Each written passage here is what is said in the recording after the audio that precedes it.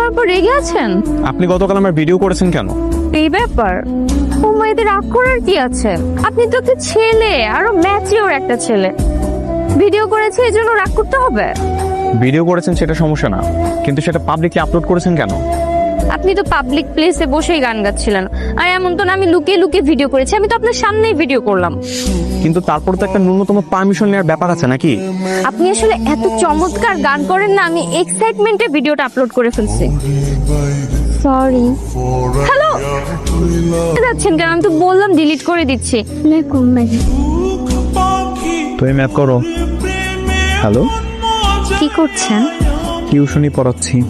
ও আচ্ছা, টিউশনি। গিটার শেখাচ্ছেন? আরে না, বাচ্চা পড়াচ্ছি, ম্যাথ শেখাচ্ছি।